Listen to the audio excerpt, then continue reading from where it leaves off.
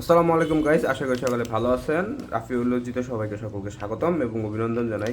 আজকে যে জিনিসটি দেখতে পাচ্ছেন এটি হচ্ছে আমার ব্যবহৃত মনিটর। এই মনিটরটিতে প্যানেলের সমস্যা হয়েছে, যার কারণে এখন এটি অকার্যকর, বলতে গেলে অকার্যকর না, প্যানেলে কয়েকটি দাগ পড়েছে এবং ডিসপ্লে প্রায় ডেডের পর্যায়ে চলে গেছে। মাঝে মধ্যে প্যানেলটি অন হয়, প্যানেলটি অন হচ্ছে না। পাওয়ার ঠিকই আসে, মাদারবোর্ড এবং অন্যান্য আনুষঙ্গিক অ্যাক্সেসরিজ সবই ঠিক আছে।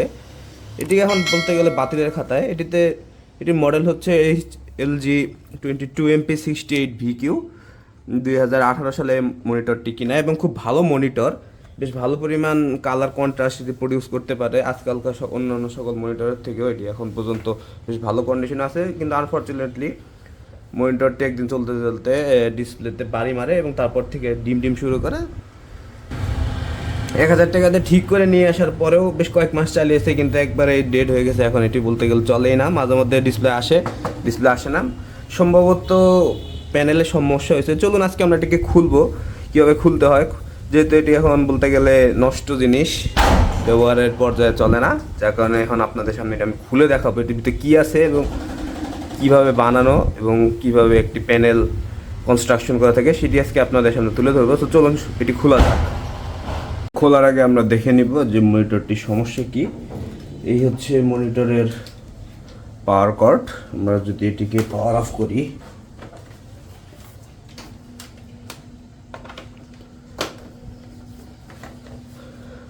মনিটরে কিন্তু পাওয়ার আসছে ঠিকই,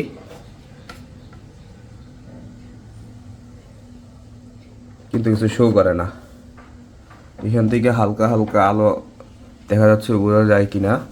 আমরা যদি মনিটরটিকে সামান্য হালকা বাড়ি টাড়ি দিলে মনিটরে কিছু আসার চেষ্টা হয়, কিন্তু আর আসে না। তো এই হচ্ছে বর্তমান কন্ডিশন। তখন আমরা এটা খুলবো। আমরা খোলার জন্য সর্বপ্রথম থেকে পাওয়ার ডিসকানেক্ট করে নিতে হবে এবং এখানে যে স্ট্যান্ড রয়েছে, এখানে একটি লক টাইপের মেকানিজম রয়েছে। ক্যামেরাতে আসছে কিনা দেখি না। এটিকে চাপ দিয়ে প্যানেলটি খুলে নিতে, মানে আর কি এই স্ট্যান্ড খুলে নিতে হবে।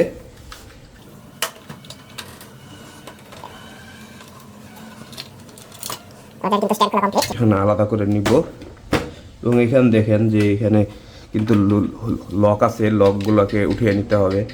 স্ক্রু দিয়ে বুতাম মেরে উঠিয়ে নিব আমি।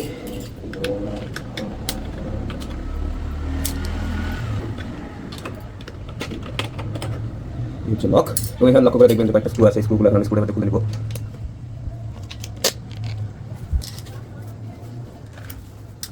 ঠিক এখানে একটা স্ক্রু রয়েছে, এই সব আগে খুলতে হবে। একটা নির্দিষ্ট আলাদা জায়গায় রাখবো এখানে, এইখানে স্ক্রুগুলো খুলতে হবে।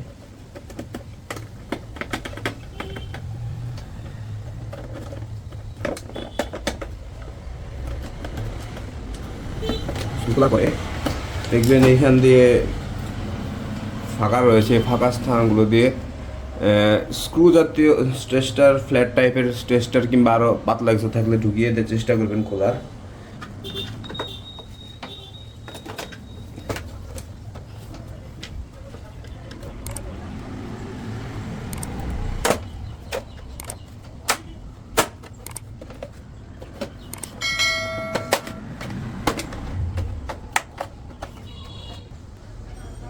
সো আমি সবগুলো লক খুলে নিয়েছি। এখন ঢাকনা উঠালে যে কেচিংটি দেখতে পারবেন, কেচিংটা আলাদা করে রাখবেন এবং স্ক্রুগুলো আলাদা রাখবেন। এটি হচ্ছে প্যানেলের স্ক্রু। এখন এই হচ্ছে আমাদের মূল প্যানেলটি। খুব ফ্র্যাজাইল, শক্ত আছে মোটামুটি, কারণ বিল্ড কোয়ালিটি ভালো, যেহেতু এই প্যানেলগুলো LG নিজেরাই তৈরি করে থাকে। এখানে যদি আমি ভালো মতন দেখিয়ে দিই যে এটা কিন্তু LG স্বয়ং নিজেরাই তৈরি করেছে। এখানে LG ডিসপ্লে লেখা রয়েছে, চাইনিজ মেড, যদিও মেড ইন চায়না। এই হচ্ছে LG প্যানেল। তো এখন চলুন আমরা আরও সব জিনিসপাতি খুলি। এই হচ্ছে রিবন ব্লক, এটি খুলে নিব। এটি হচ্ছে ব্যাকলাইট গ্লো করার জন্য যে স্ট্রিপ থাকে, মানে আর কি, যেটা LCD প্যানেল, LED বলতে গেলে। এর ভিতর যে প্যানেল দেখছেন এর পিছে কিন্তু ব্যাকলাইট দেওয়া আছে, একটা লাইট জাতীয় কিছু থাকে। আমরা এখন এই মেইন বোর্ডটি উঠিয়ে নেব এবং এটি হচ্ছে যে জয়স্টিকের, দেখতে পাচ্ছেন যে জয়স্টিক, এই জয়স্টিকের কন্ট্রোলার এটা। আমরা এখন মাদারবোর্ডটা উঠিয়ে নিব।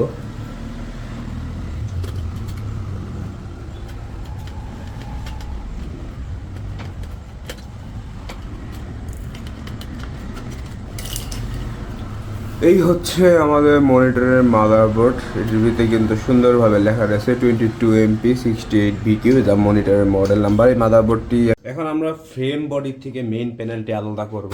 চলুন সেই কার্যক্রম শুরু করি। তার আগে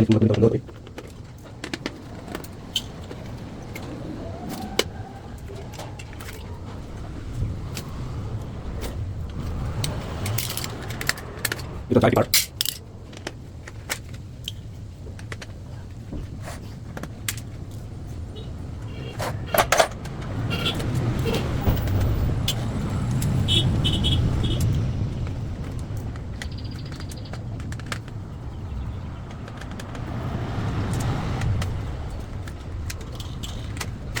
এই হচ্ছে মূলত মেইন ফ্রেম। এর মধ্যে থাকে এমনিতে সরিয়ে দিলাম, এটা রয়েছে। তো এই হচ্ছে মূল জিনিস, যা কিনা এলসিডি প্যানেল বলতে গেলে এই জিনিসটাই আসলে বলতে গেলে পাল্টানো যায় না।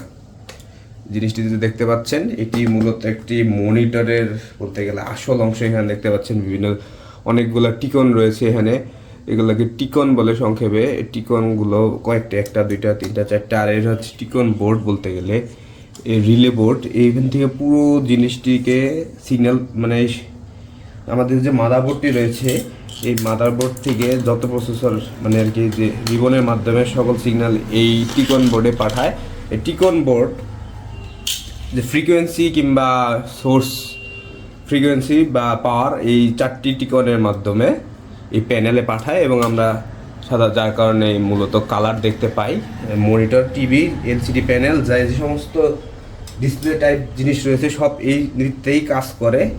মূলত আমাদের দেশে যে সমস্ত মনিটর কিংবা প্যানেল আসে, বিশেষ করে মনিটর প্যানেলগুলো একবার নষ্ট হলে সেগুলো বলতে গেলে বাদ, একবারে ডিসকোয়ালিফাইড, পাল্টানো যায় না।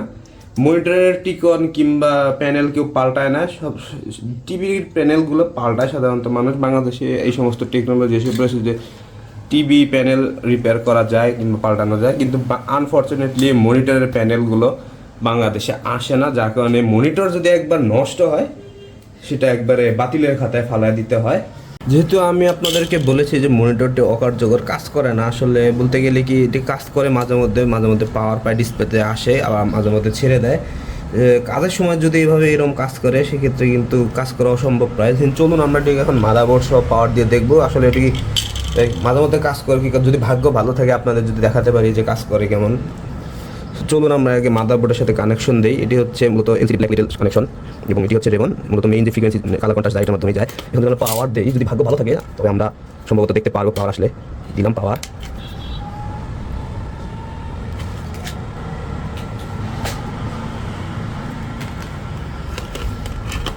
আসলে আসতেছে না। যদি আমি সুইচটিতে সুইচ লাগাই, সুইচ আছে এখানে একটা,